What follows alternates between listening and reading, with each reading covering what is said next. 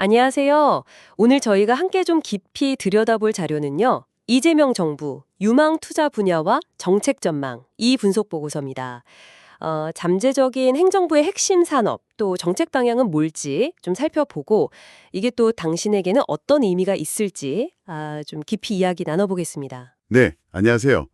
오늘 분석은 그 전적으로 제공된 보고서 내용에 기반한다는 점을 먼저 말씀드리고 싶네요. 특정 정책을 지지한다거나 미래를 단정하는 건 아니고요. 보고서가 제시하는 그 잠재적인 정책 방향하고 또 예상되는 경제적 파급 효과, 이걸 좀 객관적으로 살펴보는 데 집중하겠습니다. 보고서에서 언급한 실용적 시장주의라는 거, 이게 중요한 키워드가 될 것 같습니다. 좋습니다. 보고서에서 단연 눈에 띄는 건 역시 그 100조 원 규모의 AI 투자 구상인데요. 세계 3대 AI 강국 도약이라. 정말 야심찬 목표네요. 그런데 이런 대규모 계획, 사실 당신도 아시다시피 과거 사례들 보면 이게 현실성이 있을까? 이런 의문이 먼저 들기도 하거든요. 보고서는 이 점을 어떻게 다루고 있나요? 네, 그게 중요한 지적인데요. 보고서에서는 그 100조 원 중에 상당 부분을 민간 투자 유치로 충당한다는 계획을 제시하고 있습니다. 정부 예산은 이제 마중물 역할에 좀 집중하고요. AI 데이터 센터 건설이라든지 고성능 GPU 확보 같은 인프라 구축, 그리고 100만 인재 양성, 모두의 AI 프로젝트 이런 것들이 포함됩니다. 투자 관점에서는 AI 플랫폼, 하드웨어, 솔루션 기업의 기회가 있을 수 있겠죠. 그렇지만 보고서 내에서도 AI 시장 규모 예측치가 자료마다 좀 다르다는 점, 그리고 AI 윤리나 거버넌스 구축의 중요성, 이것도 같이 강조되고 있다는 점은 좀 유의해야 합니다. 결국에는 민간 참여를 얼마나 잘 이끌어내느냐, 이게 관건이겠죠. 네. AI의 그 막대한 전력 소모를 생각해보면, 다음으로 살펴볼 에너지 고속도로 계획이랑 이게 필연적으로 연결될 수밖에 없겠군요. 네, 정확합니다. 2040년까지 석탄 발전을 폐지하고 재생에너지 중심으로 전환한다. 이런 목표 아래에서요. 2030년까지 약 40조 원, 이 정도 민간 투자를 유치해서 서해안부터 태양광, 풍력 같은 이런 재생에너지 전력망, 그러니까 에너지 고속도로를 구축한다는 구상입니다.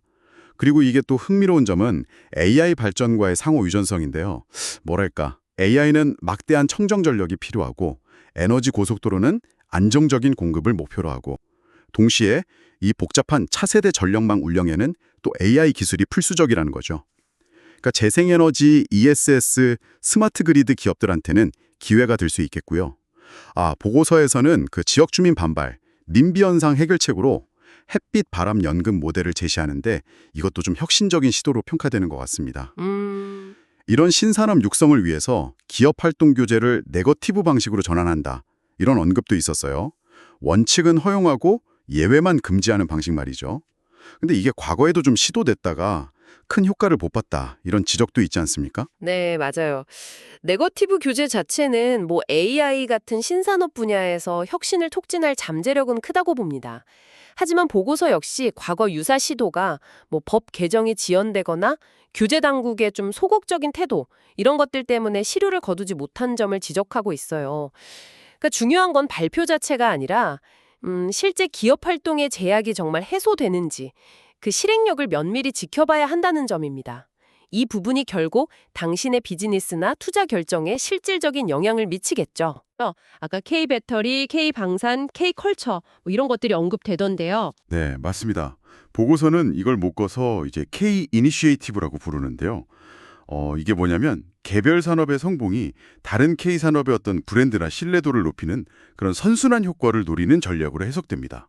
예를 들면 K배터리는 그 차세대 기술 R&D 지원하고 미국 IRA와 유사한 국내 생산 촉진 세제 덩토, 또 폐배터리 재활용 육성 이런 게 핵심이고요.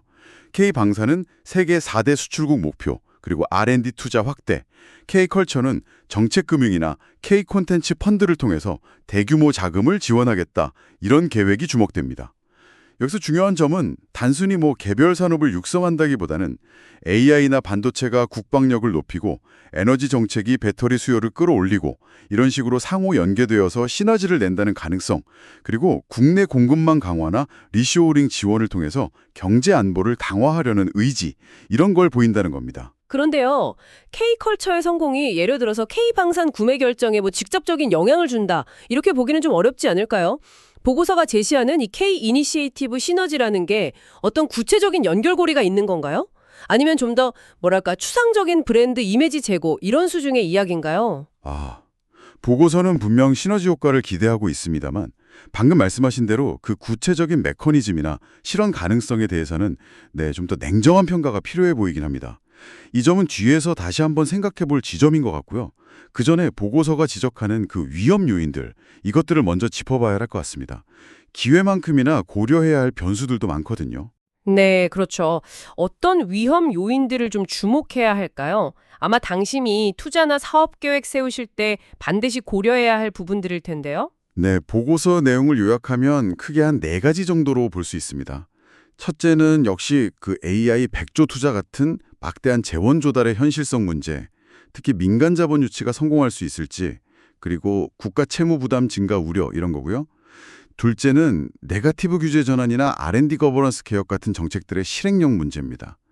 과거 사례처럼 발표는 요란했는데 실제 변화는 좀 더딘 그런 실행 격차 위험이죠. 셋째는 미중 기술 경쟁 심화나 글로벌 공급망 불안 같은 거시경제적, 지정학적 위험이고요. 넷째는 각 산업별 고유 위험들, 예를 들면 뭐 AI 보안 문제라든지 배터리 원자재 가격 변동성 같은 거요.